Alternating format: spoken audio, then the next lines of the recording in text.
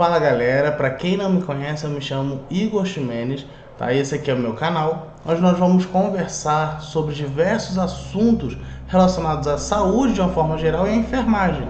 Na aula de hoje, no vídeo de hoje, nós vamos continuar o assunto da semana passada relacionado ao código de ética. Eu vou deixar o link na descrição aqui da aula e vou deixar o vídeo também no final sobre a primeira aula do código de ética, tá? Que a gente falou sobre direitos e deveres. Na aula de hoje nós vamos falar sobre as proibições, as infrações e as punições realizadas, que podem ser realizadas. Então, para você que é novo aqui no canal, já se inscreve aqui no canal, tá? Já ativa o sininho para não perder nenhuma notificação de vídeo novo que a gente lançar.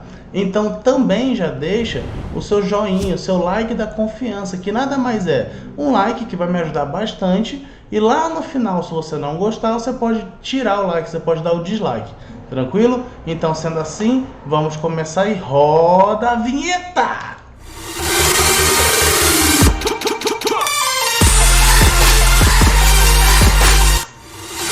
Então, galera, dando continuidade, nós vamos falar hoje sobre o Código de Ética. Como eu falei para vocês, é o Código de Ética dos Profissionais de Enfermagem, CEP, ok? Então, já na primeira aula, a gente falou sobre os direitos e deveres, e hoje nós vamos começar falando sobre as proibições, a partir do capítulo 3, ok? Então, vamos entender o seguinte, a partir do capítulo 3, nós vamos falar das proibições e no próximo capítulo nós já vamos falar das infrações, das penalidades.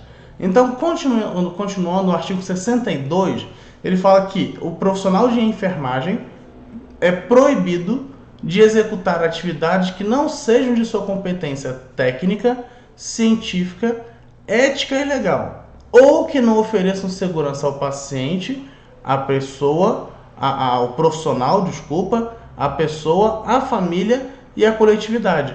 Então, de uma forma geral, a gente tem que entender o seguinte, que nós não podemos realizar o que nós não sabemos, né? Primeiro, porque mesmo que seja de minha competência, mas eu não tenho segurança para fazer, eu posso colocar em risco a minha saúde, a saúde do paciente, né?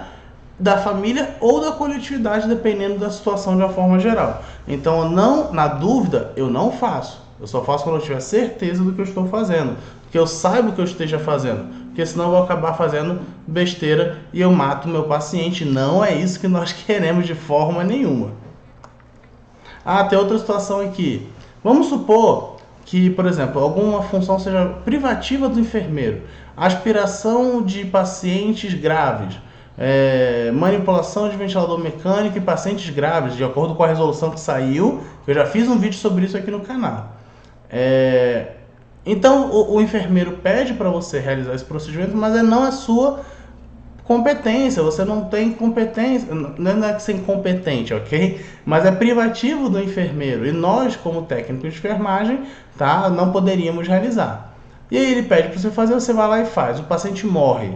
O erro é de quem? O do enfermeiro que pediu ou você que fez? Então é você que fez, você que atirou com a arma, não é? Vamos colocar dessa forma. Você que agiu errado, independente dele ter solicitado, você sabe que não poderia fazer. Artigo 73. Olha só, esse é muito complicado, galera. Esse aqui é bem batido e sempre dá picuinha, sempre dá um pensamento um pouquinho diferente. Nós somos proibidos, diante do Código de Ética, de provocar aborto, cooperar nessa prática e qualquer prática que vai interromper a gestação, exceto nos casos permitidos pela legislação vigente, tá? E aí nós temos o parágrafo único. Nos casos permitidos pela legislação, o profissional deverá decidir de acordo com a sua consciência sobre sua participação, desde que seja garantida a continuidade da assistência. E aí é o seguinte, isso quer dizer o quê? Eu não sou obrigado a, por exemplo, nos casos permitidos pela legislação, a participar do aborto, né? Mesmo que eu não concorde, eu não concordo de jeito nenhum. Eu não quero participar mesmo quando o juiz determina isso. Eu não sou obrigado, a não ser que não tenha nenhuma forma de dar continuidade da assistência ao paciente que não seja por mim. Vamos dar um exemplo. Chega um paciente lá no seu hospital para realizar, uma paciente, né? Para realizar o aborto e não tem outro profissional para atendê-la, só você. Mas você é contra o aborto e não quer participar. Mas mesmo sendo só você, você tem que auxiliar, você tem que participar da atividade. Agora, se você conseguir alguém para colocar e dar essa assistência no seu lugar, sem problema, você pode se desvincular desde que seja dada continuidade. E para vocês verem, o aborto é proibido, tá? Não adianta a gente tentar, eu sou a favor, eu sou contra. Tudo bem, isso é um pensamento que eu não vou entrar nesse mérito, né? Porque nós somos da saúde, eu não vou entrar nesse mérito aqui agora, nessa aula. Nós estamos falando do código de ética. Mas nós temos que entender o seguinte, que nessa parte aqui, ó, vamos entender, ó, nós não podemos, é proibido provocar ou cooperar em prática destinada. Ou seja, mesmo que a gente não vá participar diretamente, eu não posso cooperar, eu não posso auxiliar esse processo, tá? Que isso daí eu vou acabar infringindo o código de ética.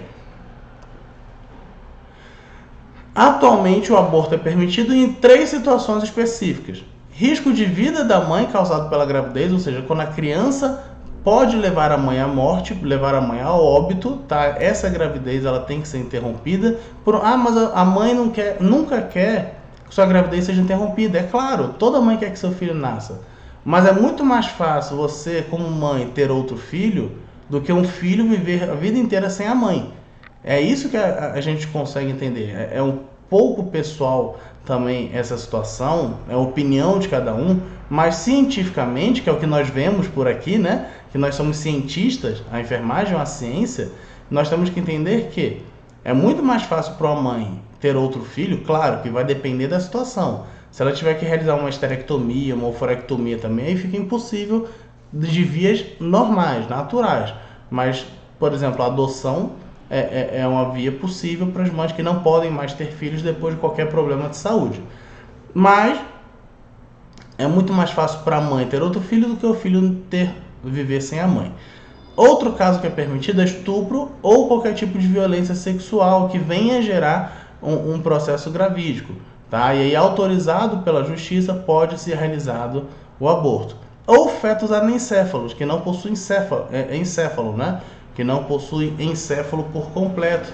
E aí a justiça autoriza esse caso de aborto porque eles não têm como manter a vida por muito tempo, né? Então a grande situação é a seguinte, mesmo você sendo contra, aliás, mesmo você sendo a favor desses 3 tipos, você não é obrigado a realizar. Vamos imaginar, eu sou contra, sei lá, o aborto, sei lá, por estupro, assim, não estou citando o caso, só estou dando um exemplo. Mas a menina foi estuprada, mas a criança não tem culpa, legal, tudo bem. É difícil, vamos imaginar o lado psicológico da mulher, né? Ela foi estuprada e aquela criança é o fruto do estupro, né? Então toda vez que ela olhar para a criança, ela vai lembrar do problema que aconteceu, da ação que foi cometida, né? E aí essa criança também não merece passar por todo esse problema. E aí é meu ponto de vista já, cada um tem sua opinião e sem problema nenhum. Tá? A gente tem que aprender a aceitar a opinião dos outros sem problema. E aí é autorizado pela justiça, mas eu, quanto profissional, não concordo com esse aborto. Eu não preciso participar, desde que eu consiga alguém para dar continuidade na assistência dessa paciente. Artigo 74. Eu sou proibido de promover ou participar de prática destinada a antecipar a morte da pessoa. E não, isso não é eutanásia, tá? O que ele quis dizer aqui, também entra a eutanásia, óbvio, tá? Também entra, mas aí o que ele quis dizer especificamente aqui não é só eutanásia, mas entra aquela situação, muita gente confunde eutanásia com homicídio, né? A eutanásia, primeiro, ela não é permitida no país, até pelo nosso próprio Código de Ética, no artigo 74, né?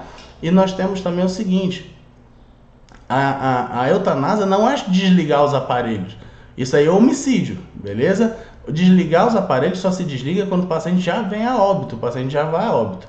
Não se desliga aparelho de nenhum paciente, a não ser que o paciente já já tenha evoluído para óbito, né? Essa questão de desligar os aparelhos enfim, o máximo que alguns locais, isso daí eu nem concordo tanto, se faz é entrar em paciente em estado paliativo, estado terminal, por não ter mais nenhuma atividade terapêutica curativa para ser realizada. Tá? Exemplo, nós vemos um paciente de 95 anos, extremamente grave, não tem mais o que fazer. A gente não tem mais o que ofertar de qualidade de vida para essa pessoa. E aí a gente vai, chama a família, informa a família que esse paciente evoluiu para um estado paliativo, ou seja, um paciente terminal, que a gente não tem mais como, mas a gente vai dar qualidade de morte para esse paciente. Tá? A gente vai ofertar analgésicos para ele não sentir dor, vai ofertar oxigênio se for necessário, vias respiratórias, isso é outra situação. A eutanásia nos países autorizados, ela é realizada da seguinte maneira: há uma injeção, uma indicação na veia do paciente que ele vai a óbito. Pronto, sem sentir dor, sem nada. E isso só em pacientes terminais que eles querem a eutanásia, que eles solicitam a eutanásia. Isso é o paciente que solicita. Tá? Então isso daí é uma outra situação, não confundam, que mais pra frente a gente tem uma aula só sobre, eu vou gravar uma aula só sobre morte, tá? Só sobre tanatonia,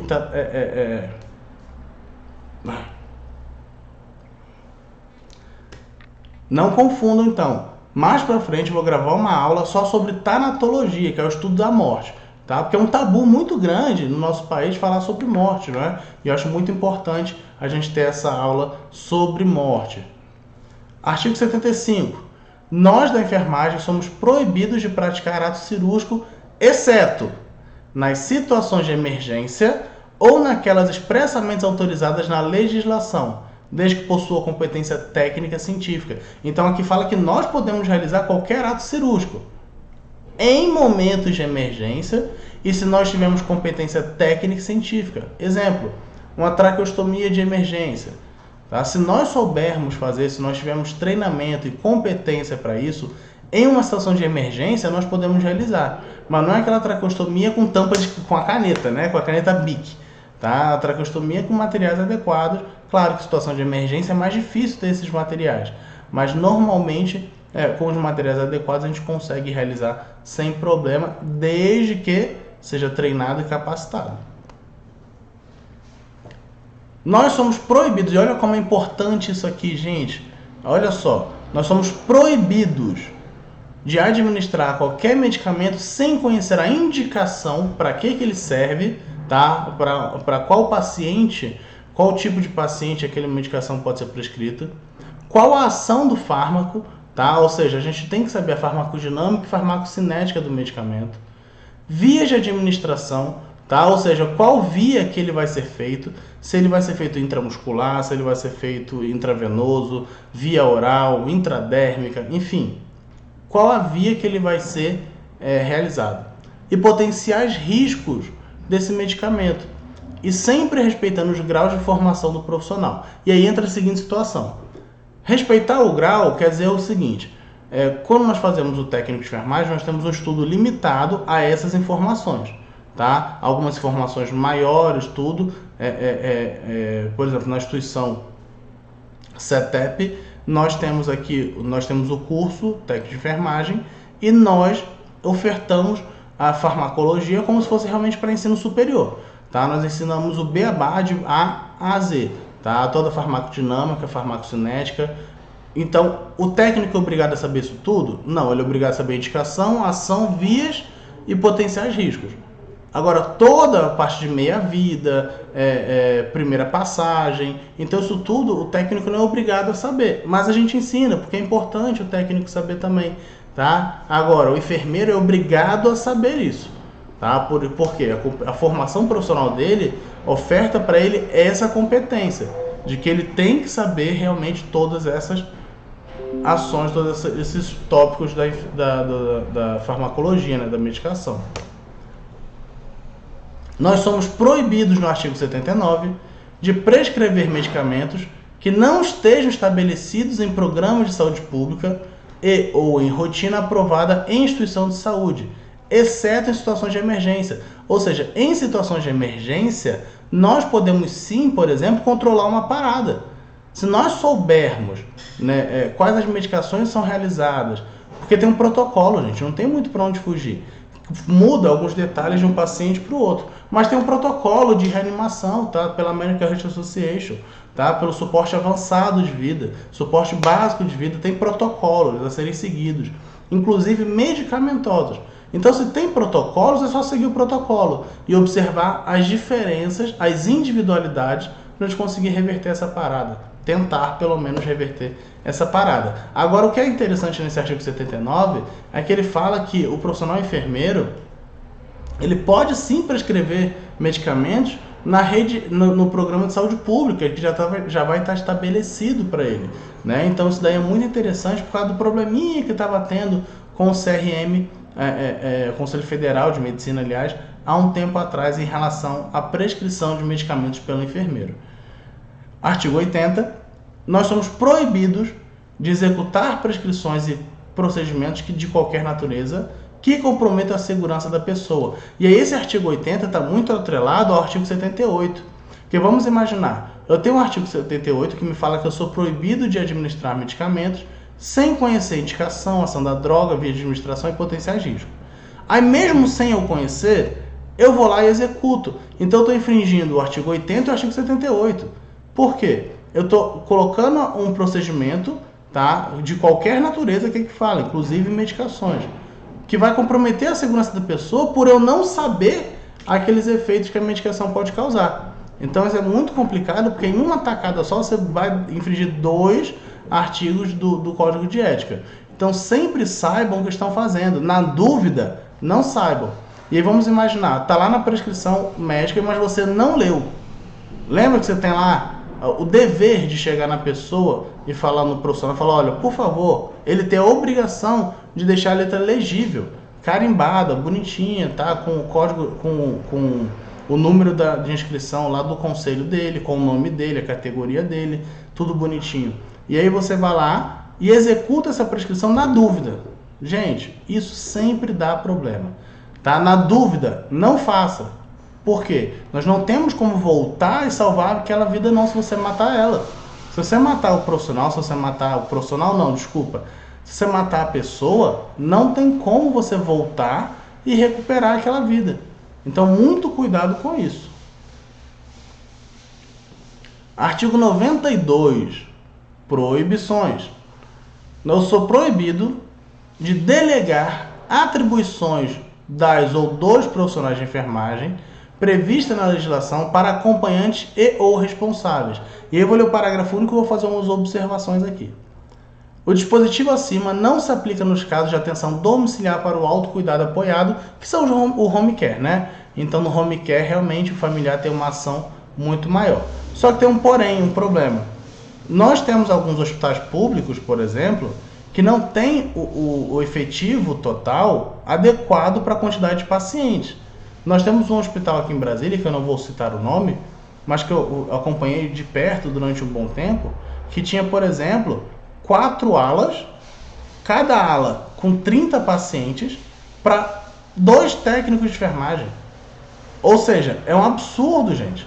É um absurdo. Imagina cada técnico de enfermagem com 60 pacientes para dar banho, para trocar roupa de cama, para realizar todas as medicações no horário, verificar sinais vitais. Então, um técnico para 60 pacientes. É impossível. Então, nesse caso, é infringido realmente o Código de Ética. Porque não se tem o que fazer, o bem-estar do paciente. Será que realmente o filho, a esposa, a filha, não pode dar um banho na mãe, no pai? Claro, conosco, informando, ensinando, treinando como que se dá o banho corretamente. Obviamente, né? Não é de qualquer jeito. Até porque se o paciente está acamado, precisa de um banho no leito, ele tem necessidades especiais para isso. Então nós vamos treinar, ensinar, capacitar para o paciente não sofrer maiores danos. Porque a nossa rede pública é um caos, gente. É um caos, e realmente. Nós temos hospitais públicos fenomenais, mas nós temos realidades, principalmente no pronto-socorro, né, na parte de internação do pronto-socorro de alguns hospitais aqui em Brasília, que é caótico, porque a gente não tem profissional suficiente, tá, para isso. Então a gente tem que ter muito cuidado com essas ações, tá? E se eu quebrar qualquer proibição, dever, direito, qual que vai ser a minha penalidade? Todo mundo já pensa, né? Vou perder meu CONEM, vou perder, não vou mais exercer minha profissão. Não é bem assim, gente. Depende de muitos fatores, tá? Depende de muitos fatores. A gente tem que entender aqui primeiro o seguinte.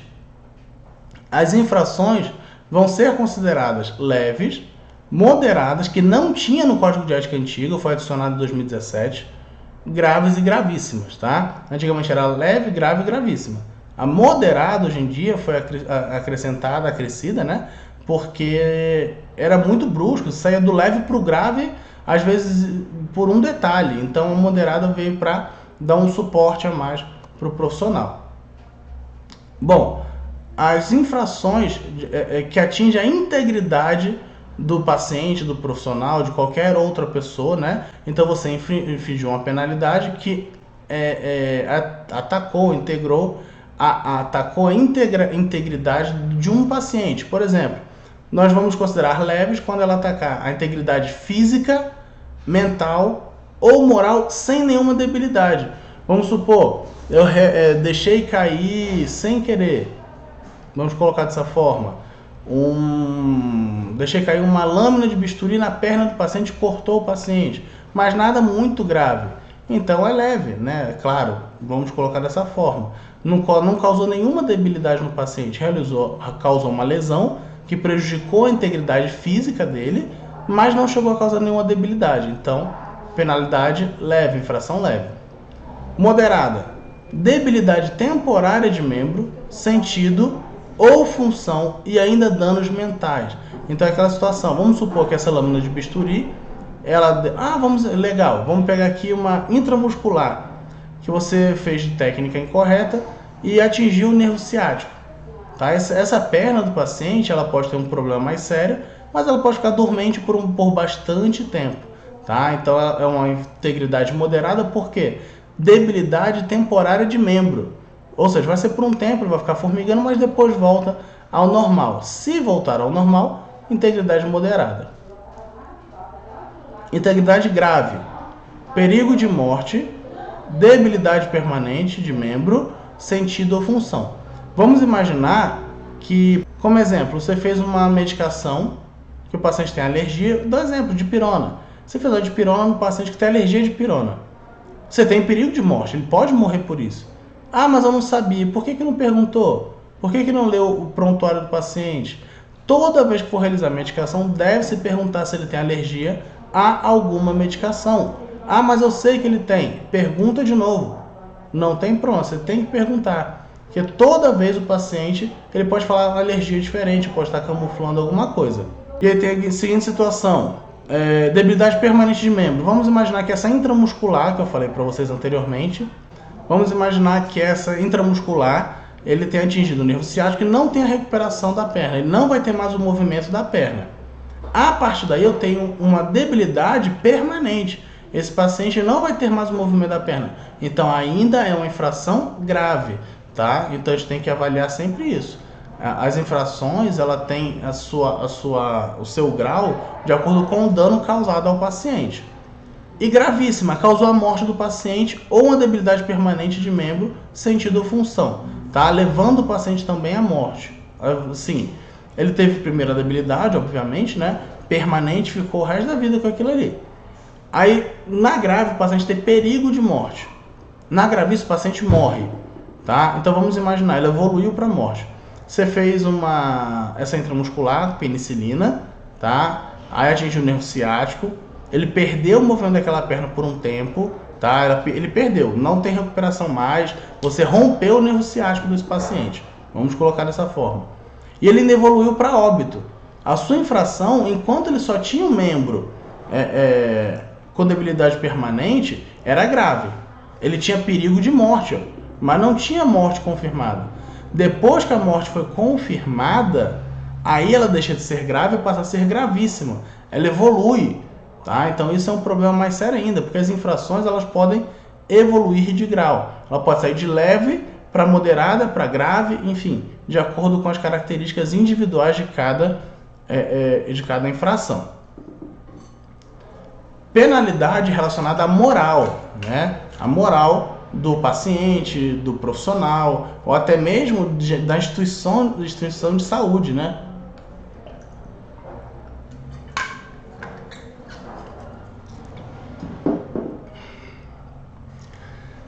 Infração moral leve: difamar organizações da categoria ou instituições, ou ainda danos patrimoniais ou financeiros. Vamos imaginar que eu pego aqui agora: o Corém não serve de nada, o Corém não serve para nada, tá? Eu estou difamando, a enfermagem é uma bosta, eu estou difamando a minha categoria, né? Eu posso difamar ainda, por exemplo, posso causar danos patrimoniais leves na instituição onde eu trabalho, posso chegar e quebrar de propósito um vidro, é uma infração moral leve. Eu posso chegar e quebrar de propósito um telefone, posso chegar e quebrar de propósito uma porta, é infração moral leve.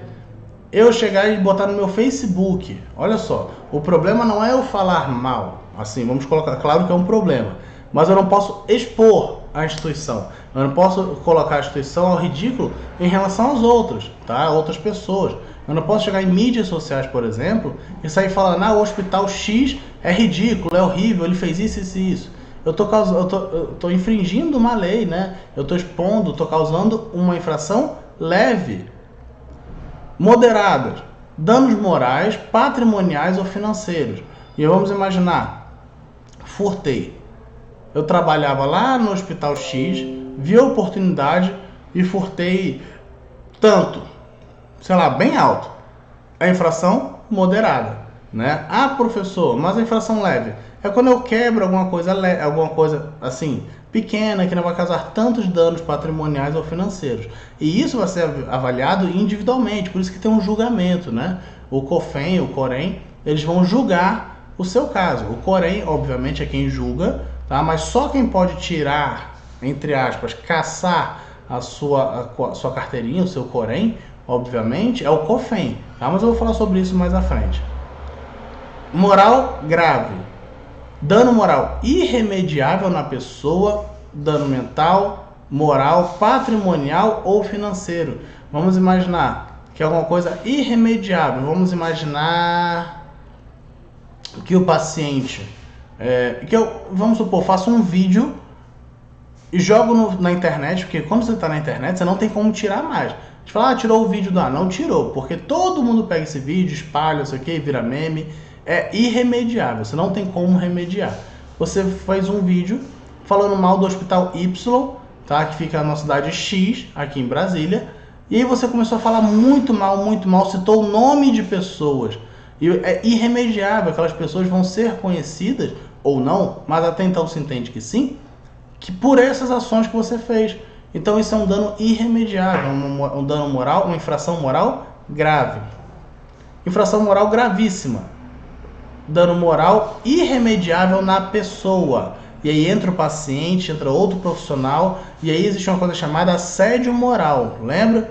E aí vamos supor, nós temos vários pacientes que têm problema, vários profissionais que sofrem assédio moral dos hierarquicamente acima, né? E desenvolvem problemas psicológicos, psiquiátricos, né? E aí a gente pode observar que esses problemas psiquiátricos entram aqui, no moral grave, se a gente conseguir observar, aqui nos graves aqui, Agora, se eu chego e começo a falar para essa pessoa um monte de asneira sobre a vida pessoal dela durante o meu exercício profissional, vamos supor, eu tenho um problema com até entre o paciente, eu tenho um problema com o paciente, e começo a falar um monte de besteira para o paciente, que tem que dar graças a Deus que não morreu, que a família dele não quer saber dele, e é irremediável o tanto de dano psicológico que eu estou causando nesse paciente. Então é irremediável, não tem como remediar isso depois.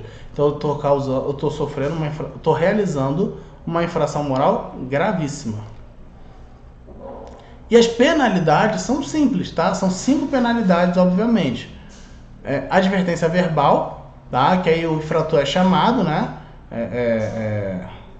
Lá no Corém, ele sofre uma advertência verbal, vão falar com ele que ele não pode fazer aquilo, não sei o que, parará. É igual sua mãe quando chama para dar uma bronquinha, né? É aquela famosa DR que você tem, e tem que ter 2 testemunhas também para assinar o livro ata de reunião de admoestação, que é essa repreensão que é causada ao infrator.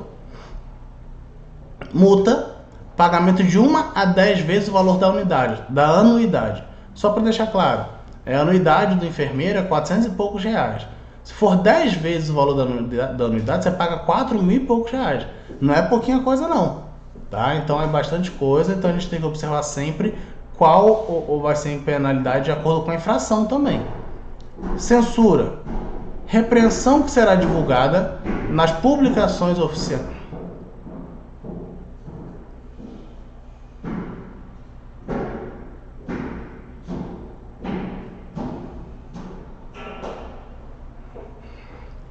Censura. Repreensão que será divulgada nas publicações oficiais dos Corém, COFEM e em jornais de grande circulação. Ou seja, a censura vai ser realizada pelo Corém, tá? Aí vamos supor que você está vendo o Jornal Nacional, aí fala lá, fulana de tal realizou tal procedimento errado, sendo repreendida pelo seu conselho regional específico, que seria o Corém. Então ele está sofrendo uma repreensão em rede nacional. Tá? E pode ser ainda em jornais de grande circulação, jornal realmente com a nota de repreensão do Corém, tá? Então isso daí realmente pode acontecer, que é chamado de censura. Suspensão do exercício profissional, que é a proibição do exercício profissional de enfermagem por um período de até 90 dias, tá? A gente vai ter no máximo aí 90 dias de suspensão. Então vamos supor, lá na escola você fez besteira, você é suspenso por 1, 2, 3 dias. Durante o seu exercício profissional, você fez besteira, você vai ser suspenso por até 90 dias pelo Corém. Então entra a seguinte situação, você trabalha no hospital particular, você fez uma besteira. Dentro do hospital particular, se você fez uma besteira e foi suspenso pelo Corém, durante 90 dias, é menos 90 dias do hospital com um profissional. Então, mesmo você sem receber, porque você não recebe por isso, quando você voltar ao trabalho, qual é a chance de você ser demitido, ser desligado? É altíssima, né? É altíssimo você ser desligado, porque são 3 meses que ele ficou sem, ele vai precisar repor você em algum setor. E quando ele repor, se a pessoa for bem no seu lugar, você não vai voltar, né? A não ser que você seja imprescindível para o atendimento. Cassação do direito do exercício profissional, que é realmente aquela, perdi o Corém, né? Perdi o meu Corém, eu não tenho como mais trabalhar na área. Perda do direito de exercício da enfermagem por um período de até 30 anos, ou seja, não é para sempre. Só que depois dos 30 anos você pode ter o direito de voltar, tá? Só que depois de... Gente, pensa comigo. Vamos supor, eu tenho 30 anos. Deus me livre, eu tenho uma cassação pelo COFEM agora, esse ano. Daqui 30 anos eu vou ter 60 anos. Eu vou estar perto de me aposentar. E a partir daí a gente entende o seguinte: como que esse profissional vai se desenvolver dentro do âmbito da saúde, com 60 anos e 30 anos depois de ter os direitos cassados? Então, 30 anos, muita coisa mudou na saúde, muita coisa. E se ele não realizou uma atualização, não realizou uma evolução dos seus conhecimentos, das suas práticas, ele não vai conseguir voltar. Então, eu realmente costumo dizer que ele não volta a trabalhar na área da saúde. É muito difícil isso acontecer, né? Então, realmente, 30 anos é um tempo bem pesado para você realmente não ter mais como voltar, a minha opinião, não voltar mais à área da saúde, tá? Não na assistência de uma forma direta.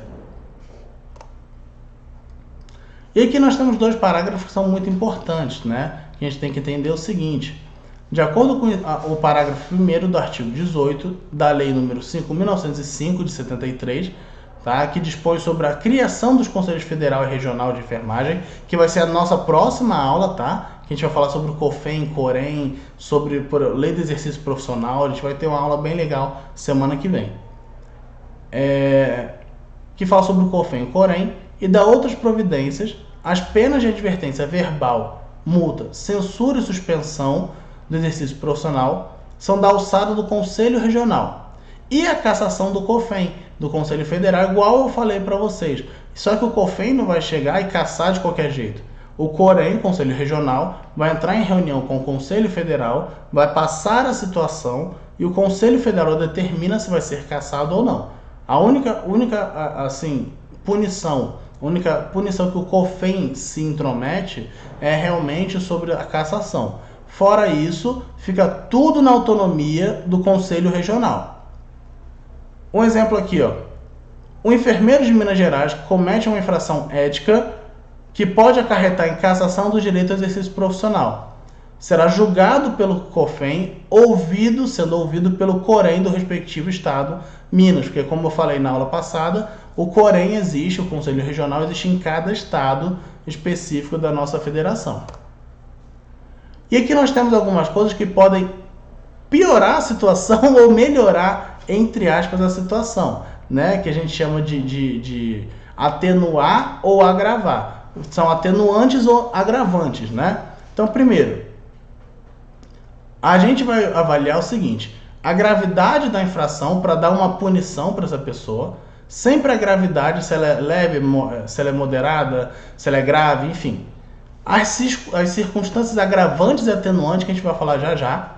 Então, mesmo que ela seja gravíssima, podem ter situações atenuantes que não vão te fazer perder o COREM. E a situação pode ser leve, que pode ter situações agravantes que você vai sair de leve para grave. Então isso tudo pode variar, por isso que é avaliado toda a situação, várias pessoas são ouvidas, é como se fosse realmente um julgamento de crime, tá? A gente tem que realmente uma investigação por trás disso para verificar sempre se esse profissional realizou a ação correta ou não. O dano causado e o resultado desse dano, os antecedentes do infrator. Então isso tudo sempre é avaliado. Se você tem um ótimo antecedente, sempre foi um bom profissional, nunca teve advertência, porque as advertências vão para o COREM, toda advertência que você toma vai para o COREM, para o seu conselho regional. Você nunca foi demitido por justa causa, por um erro parecido. Então tudo seu é avaliado no seu antecedente profissional. Bom, são consideradas circunstâncias atenuantes. Ter o infrator procurado logo após a infração por sua espontânea vontade e com eficiência, evitar ou minorar as consequências do seu ato. Ou seja, você fez cagada, você fez merda, tá? Você fez besteirinha, e aí você sabe que você fez besteira, você vai atrás e fala: olha, eu fiz besteira, me ajuda. Então a pessoa, o infrator, por sua vontade, sua espontaneidade, vai atrás de alguma coisa, de alguém, para tentar minimizar os danos. Isso é um ato atenuante, vai diminuir sua pena, sua penalidade, né? Ter bons antecedentes profissionais, isso é uma coisa óbvia, né? Até na sua vida pessoal, um crime, realmente os seus antecedentes criminais são avaliados. Tanto que existe aquela situação, aquela frase, réu primário, né? Que é a primeira vez que ele é julgado, então isso daí é sempre avaliado. Realizar atos sobre coação e ou intimidação ou grave ameaça, e isso sempre, assim, não vou dizer que sempre, mas de vez em quando acontece em relação a médicos com a enfermagem, tá? A enfermeiros com técnicos de enfermagem. E por quê? Porque a gente acha superiormente, assim, acha, entre aspas, que o médico é superior a enfermeiro, a enfermagem de uma forma geral. Não é, somos uma equipe, todos trabalhamos em conjunto. E você não tem segurança para realizar uma medicação, por exemplo. E aí você vai no médico e fala: doutor, não estou conseguindo concordar com essa medicação. Faz porque quem manda aqui sou eu. Isso é uma coação. Você está coagindo aquela pessoa. Faz, senão você vai ser demitida, rapaz. Que profissional é você? Você não consegue fazer uma medicação? Olha só como você está intimidando essa pessoa. O médico realmente, o enfermeiro, eu estou falando médico, mas isso acontece com o enfermeiro também. O enfermeiro faz isso com o profissional também. Alguns que não, assim, que eu considero como se não pudessem ser chamados pelas suas categorias específicas, né, respectivas. Mas isso acontece muitas vezes. E aí você vai lá inocente por medo e faz. E erra. Isso também é uma situação atenuante, se você foi coagida ou foi ameaçada. Realizar atos sob emprego real de força física, tá? Vamos supor que você foi obrigado a realizar algum ato porque você foi obrigado fisicamente a isso. Te pegaram pelo braço, te levaram até lá, você fez, enfim. Você estava apanhando para fazer isso. Nunca vi um caso desse, mas vai que, né? Ter confessado espontaneamente a autoria da infração e ter a situação. Aí você vai lá no parágrafo 1º, ó. Você foi procurar alguém para te ajudar. Se você foi procurar alguém e você contou para essa pessoa o que você fez, automaticamente você confessou também. Então ter colaborado espontaneamente com a elucidação dos fatos, porque vai ter uma investigação. E você foi lá e procurou alguém para te ajudar, você confessou isso daí espontaneamente e ainda ajudou na investigação. Você já tem 3 fatores atenuantes, 3 fatores que vão te ajudar a diminuir a sua pena. Você vai ser penalizado, mas vai diminuir a sua pena. Agora, fatores agravantes nós temos um monte aí, ó. Nós temos ataque com pau, pra caramba. E eu vou falar alguns para vocês aqui. Ser reincidente. Se o fator atenuante é você não ter antecedente, se você é reincidente, se você já teve alguma penalidade antes, você é reincidente, vai ser um fator agravante, vai ser agravado a sua penalidade. Causar danos irreparáveis, ou seja, o paciente morreu. É um fator irreparável, não tem como reparar. O paciente ficou paraplégico, o paciente perdeu um membro, é um dano irreparável. Você vai ter a pena agravada por isso. Cometer infração dolosamente, tá? Nós temos dolosamente é o dolo, né? Em que você tem, por exemplo, a intenção de realizar aquela infração, você tem a intenção de cometer aquele, entre aspas, crime, né? Cometer a infração por motivo fútil ou torpe.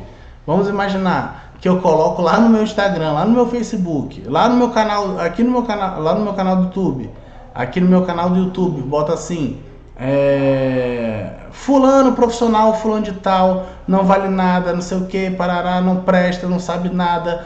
Por quê? Porque não quis trocar um plantão comigo.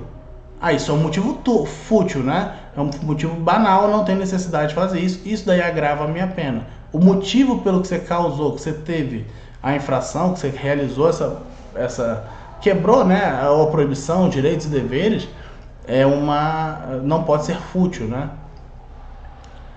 Facilitar ou assegurar a execução, a ocultação, a impunidade ou a vantagem de outra infração. Ou seja, você está sendo comparsa, né? Você está sendo ali auxiliando a pessoa a ocultar um erro. E aí, vamos supor, você matou uma pessoa por uma medicação que ela tinha alergia e você esqueceu que ela tinha alergia e fez a medicação. E outra pessoa te ajuda a ocultar esses dados, a sumir com esses dados. Essa pessoa é cúmplice e ela vai ser punida por isso, tá? Isso é um fator agravante, tá? E você entra também nas mesmas penas que aquela pessoa, você participou daquilo. Aproveitar-se de fragilidade da vítima. Exemplo, a vítima está fragilizada, está lá com medo de morrer, está internada, teve problemas, e você vai lá e oferece alguma coisa para ela vender, para ela comprar de você, que vai ser bom para ela. Só que não é bom nada, você está se aproveitando dela. Isso é um fator agravante. Além de você ter uma quebra moral, né, você está realizando uma infração moral, vai ser agravado porque você está se aproveitando dela. Ou você se aproveitar dela para pegar algum pertence dela. Tá? A vítima está lá fragilizada, está internada, está dormindo, e você pega algum material dela, algum bem dela. E isso é um agravante seríssimo, né? Você se aproveitar da fragilidade do paciente. E é totalmente assim, desumano isso, fazer isso, né? Outro agravante: cometer a infração com abuso de autoridade ou violação do dever inerente ao cargo ou função do exercício profissional. Vamos imaginar então um enfermeiro, tá? Que o enfermeiro te pede para fazer um procedimento, faz aquela medicação para mim, por favor, e você não concorda com a medicação ou não concorda com o procedimento de uma forma geral, e você tem o direito de não executar aquela ação, porque você não concorda, acha que está errado, né? Não é porque você não concorda que você não vai fazer, mas você comprova que está errado, mas mesmo assim ele vira para você e fala para você fazer. Aí você fala, não vou fazer, por favor, faça você. Aí ele fala, faz porque eu estou mandando, eu sou enfermeiro, você é o técnico, eu sou superior a você. Olha só que arrogância, né? Que coisa feia. Então, isso daí é uma penalidade, é uma infração moral que você está causando, né? E você vai ter uma penalidade porque você está cometendo o uso de abuso de autoridade. Isso é um problema mais sério. Ter maus antecedentes profissionais, e aí entra de ser reincidente, né? Também entra, por exemplo, se você é reincidente, você já tem maus antecedentes profissionais. Então já entra 2 agravantes aí. Alterar ou falsificar prova ou concorrer para a desconstrução de fato que se relacione com o apurado na denúncia durante a condução do processo ético. O processo ético é toda aquela investigação, né? a gente recebe uma notificação de que você está sendo investigado por um processo ético de acordo com tal denúncia de tal ação. Então a gente consegue entender o seguinte: durante esse processo ético, se você tentar camuflar provas, esconder provas, é um fator agravante. Se você auxiliar de bom grado durante todo esse processo, durante todo esse processo, a investigação, isso é um fator atenuante. Então olha só como é uma coisa que leva a outra, uma balança. Se você tentar camuflar, agrava. Se você auxiliar, ajuda. Então atenua, né? Então a gente tem que avaliar sempre esses dois lados. E essa aqui é a parte mais importante de todas, né? A gente vai avaliar o que pode te levar a ter uma cassação do exercício profissional. Quais são os principais artigos que te levam a ter uma cassação profissional, né? Então a cassação profissional, eu vou ler todos os artigos para vocês entenderem quais são. A cassação do direito profissional é aplicável nos artigos 45, 64, 70, 72, 73, 74, 80, 82, 83, 94, 96 e 97. Então é sempre importante a gente saber quais são essas penalidades, né? Para a gente ter realmente um conhecimento maior, e sempre é cobrado em prova de concurso essas questões, né? Sempre é cobrado, eles dão um exemplozinho e falam qual é a punição que você pode ter. E nesse exemplo está ali um fator que está nesses artigos. Então você realmente tem que conhecer pelo menos as cassações, quais são os artigos que mais levam o profissional a ter uma cassação. 45. Prestar assistência de enfermagem livre de danos decorrentes de imperícia, negligência e imprudência. Então, se eu cometer qualquer um desses 3 atos que eu vou explicar já, eu posso ter meu direito de exercício profissional cassado.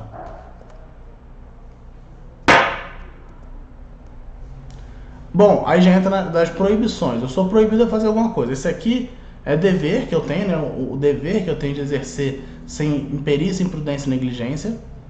Eu sou proibido de provocar, cooperar ou ser conivente ou omisso diante de qualquer forma de tipo de violência contra a pessoa, família e coletividade, quando no exercício da profissão. Aí vamos imaginar, eu estou lá trabalhando no home care, e eu vejo familiar batendo no idoso. Eu não posso ser conivente ou omisso. Eu tenho que denunciar essa pessoa, né? Eu estou durante o meu exercício profissional. Eu tenho que chegar e denunciar se eu tiver provas, obviamente, desse crime. Eu não posso me omitir, senão eu vou ser cassado, eu vou ser punido por isso. Então a gente não pode se omitir nessas situações, nessas circunstâncias específicas. Artigo 70.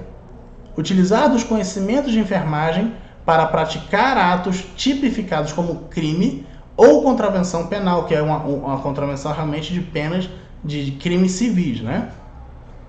Tanto em ambientes onde exerça a profissão, quanto naqueles em que não exerça, ou qualquer ato que infrinja os postulados éticos legais. Então, independente de eu estar na minha profissão ou não, de eu estar exercendo naquele momento ou não, se eu usar qualquer conhecimento da enfermagem, se eu usar qualquer conhecimento científico para cometer algum crime, isso vai me fazer perder o meu corém. Isso vai me fazer ser cassado.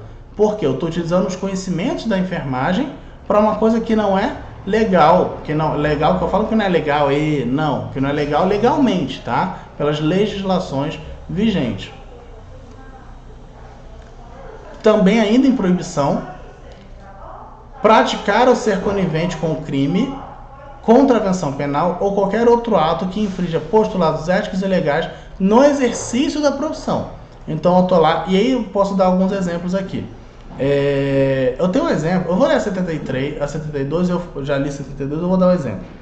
Tinha um certo profissional técnico de enfermagem, um determinado local, que tinha uma parceria, que trabalhava numa UTI específica, que eu não vou citar nomes, que ele tinha, por exemplo, um acordo com as funerárias. Então, quando o paciente estava próximo de morrer, que a gente sabia que ele ia a óbito, ele entrava em contato com a funerária e falava, olha, o paciente fulano de tal, ele entrava no sistema do hospital, pegava os dados da família e passava para essa funerária, porque quando o paciente viesse a óbito, ele avisava, a funerária já entrava em contato com o familiar. E isso eu estou utilizando exatamente isso aqui, ó, conhecimentos de enfermagem para praticar atos tipificados como crime ou contravenção. E não é só um crime, mas, por exemplo, está infringindo o postulado ético e legal da profissão. Isso é um problema seríssimo. Então ele pega o artigo 70 e o 72 para quebra, e os dois vão me fazer perder o meu Corém. Não tem jeito. Tá? Se eu for denunciado e for comprovado durante o processo ético, eu realmente vou ser cassado da minha categoria, da minha profissão. 73. Provocar aborto ou cooperar em prática destinada a interromper a gestação, exceto nos casos permitidos. Lembra que eu sou proibido de realizar o aborto, tudo bonitinho? Eu dei até os três tipos, né, de abortos permitidos legislativamente. E aí, se eu praticar essa ação, auxiliar durante o aborto, eu posso perder o meu Corém para isso. E eu não quero isso. Né? Mesmo que eu concorde ou discorde, não importa. No meu exercício profissional, eu tenho que seguir os meus padrões éticos, seguir o código de ética. Né? 8.3. Praticar.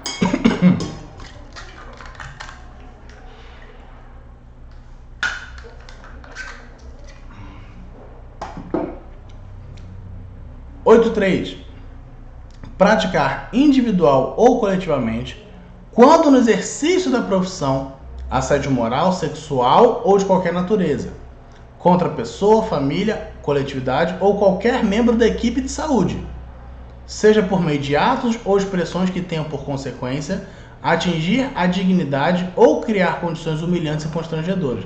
E entra a seguinte situação. Vocês lembram daquele traste, daquele enfermeiro que estuprava as pacientes? Esse cara entra nesse artigo, tá? Do artigo 83. Eu sou proibido de praticar esses atos. E automaticamente, eu tendo essa infração nesse artigo, a minha chance de ser cassado é altíssima. Né? Altíssima. Eu vou perder o meu registro profissional. Tá? E eu não vou poder trabalhar mais nessa profissão por até 30 anos. Tá? A minha cassação pode ser de 10, de 20, de 25 anos. Tudo vai depender do seu processo ético. Mas, tá? Vamos imaginar, você teve seu direito cassado porque você praticou o ato sexual, né, à força com uma paciente, ou você fez, por exemplo, gestos para profissionais que estavam na sua equipe, né, que constrangeu ela, foi um assédio sexual que pode ser realizado também, até por fala, né, você pode ser processado por assédio sexual, e aí por gestos, fotos, filmagens, enfim, durante o exercício da profissão, e aí você foi cassado por 10 anos. Quando você voltar, que for te contratar, vai puxar seu histórico. E tá lá, cassado por 10 anos por assédio moral. Você acha que você vai ser contratado? É muito difícil ser contratado. Então a gente tem que ter muito cuidado para não infringir nenhuma penalidade dessa. Artigo 94. Apropriar-se de dinheiro, valor, bem móvel ou imóvel, público ou particular, que esteja sob sua responsabilidade em razão do cargo ou exercício profissional, bem como desviá-lo em proveito próprio ou de outro. E entra a seguinte situação: a gente recebe muito paciente grave no hospital, com carteira, celular, com tênis, com boné. E aí eu vou lá nesse paciente e guardo um boné. O boné é bonito, isso aqui, não tinha ninguém olhando, peguei o boné para mim. Apropriar-se de bem móvel ou imóvel, tá? Eu não posso me apropriar disso em função da minha profissão, tá? Que é de outra pessoa. E aí sendo público ou privado, tanto faz. Tá? Isso eu estou infringindo o artigo 94. E aí, se eu for processado e for pro processo ético, né, eu realmente vou ser condenado e possivelmente vou ser cassado. E aí vão ser avaliados os fatores agravantes e os atenuantes para determinar a minha pena. Por isso se tem um processo ético, para se avaliar toda a história, né, para não se ter nenhum erro de julgamento. 96. Sobrepor o interesse da ciência ao interesse e segurança da pessoa, família e coletividade. Eu não posso colocar a ciência acima do ser humano, né? Eu não posso, por exemplo, realizar estudos sem consentimento. Eu não posso, por exemplo, realizar testes em humanos durante um exercício profissional. Então a gente tem que ter muito cuidado com essa situação.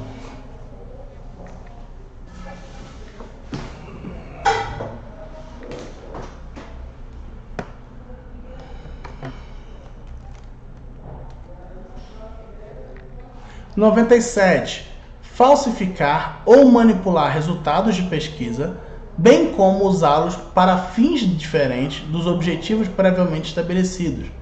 Então eu não posso pegar resultado, por exemplo, tive uma autorização de um estudo, de uma pesquisa, né? E eu quero manipular a meu favor, tá? Eu quero manipular para que o resultado seja o que eu quero, porque eu vou ter um benefício com isso. Eu estou infringindo o artigo 97, eu não posso realizar isso. Os estudos têm que ser extremamente transparentes, limpos, ou com a resposta que você quer, ou a resposta que você não quer, beleza? Mas aí não pode ser diferente disso. E a gente vai falar agora, por fim dessa aula, né, sobre imperícia, imprudência e negligência. Imperícia, desconhecimento teórico e ou imperícia, desconhecimento teórico e ou inabilidade técnica para realizar alguma atividade. É aquela, por exemplo, eu faço sem saber, eu não sei o porquê eu fiz. Aí você toma uma ação e vai lá no Corém achando que você falar que não sabia vai te ajudar. Aí você toma uma ação, você faz uma ação, ou algum problema, alguma coisa assim, e o conselho de ética te chama. Ah, mas por que você fez tal coisa? Não, eu não sabia. Piorou, porque você fez uma imperícia, né? Que a imperícia, vocês lembram, tá lá no início dos artigos que podem te levar à cassação. A imperícia, imprudência e negligência. A imperícia, você não sabe o conhecimento teórico, você não sabia realizar aquele procedimento e mesmo assim fez. E isso está errado. Lembra que eu falei? Na dúvida, não faça. Isso vai te dar problema. Imprudência. Desenvolver ações de forma precipitada e com descuido. Normalmente eu falo que imprudência está muito relacionada à pressa, né? Você realiza de qualquer jeito porque você quer ir embora ou porque você está atrasado para outro plantão, você faz de qualquer jeito. Você está com pressa. Não confundam pressa com velocidade, com agilidade. Tá? Então a gente tem que ter um controle, um conhecimento sobre isso. Pressa não é agilidade. Agilidade vem com o tempo. Pressa você faz de qualquer jeito, porque você quer se livrar logo. E sempre sai alguma coisa errada. Tá? Então você foi imprudente em realizar daquela forma. E negligência é quando eu me omito. Né? Vamos imaginar, eu estou no hospital, no meu exercício profissional, trabalhando, e o paciente chega para mim e fala, eu preciso de cuidado, e desmaia no chão. Desmaia. Obviamente, se desmaia, ele cai no chão, né? Então ele desmaia, ele cai no chão, e eu não atendo, dou as costas e saio andando. Isso é omissão. Você omitiu o socorro. O paciente precisando de ajuda, independente da situação, você no seu exercício profissional, você tem que auxiliar. Tá? Outra situação, omissão, por exemplo, é crime, né? Você pode ser preso porque é crime penal também. Assim, claro que é crime penal, mas civil, né? Não é só uma infração do Código de Ética, é um crime realmente. Se você, por exemplo, estiver na rua, de branco, vestido com alguma identificação profissional, e algum paciente, alguma pessoa passar mal ao seu lado, e você tiver conhecimento teórico para atendê-la, você pode atendê-lo, você deve atendê-lo. Porque se você não atender e tiverem ciência de quem você é e que você é um profissional, você pode ser processado por negligência. Só que tem que ter um cuidado. Por exemplo, se teve um acidente na sua frente, está tendo sangue para tudo quanto é lado, você não tem os EPIs adequados, você não tem como atender. Não é? Então, muito cuidado com esse atendimento. Você vai lá e realiza o que você pode. Você afasta as pessoas, você faz uma estabilização de cervical. Exemplo, acidente de moto. Muitas pessoas olham para você e falam assim, faz alguma coisa. Eles acham que a gente pode fazer alguma coisa além do normal. O que a gente pode fazer? Estabilizar a cervical, afastar as pessoas, tornar a cena segura, ligar para o resgate. Então isso tudo é o que a gente pode fazer. Eu não posso sair pegando e contendo sangramento sem luva, por exemplo. Né? Isso aí vai depender muito dos materiais que você tem à disposição. Se você vai fazer o que puder. Só de você já ligar para a emergência, já não é mais uma omissão. Você está realizando algum ato para ele ser atendido. Né? Só de você ligar para o resgate, ligar e pedir ajuda, já não é mais uma omissão.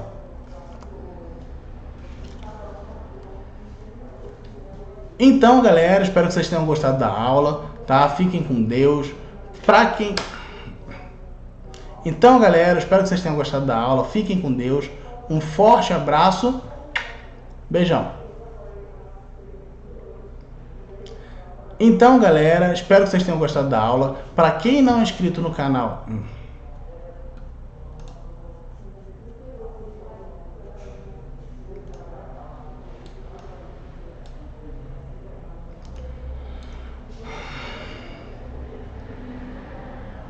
Então, galera, para quem gostou da aula, já peço a você...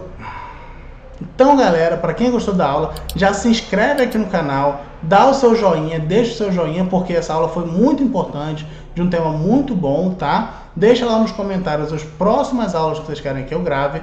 Esse período de pandemia tá complicado para gravar, que está muito corrido, mas eu vou tentar fazer um box de gravações esse final de semana, para a semana que vem já programar várias gravações para vocês, beleza? Então fiquem com Deus, um forte abraço, beijão!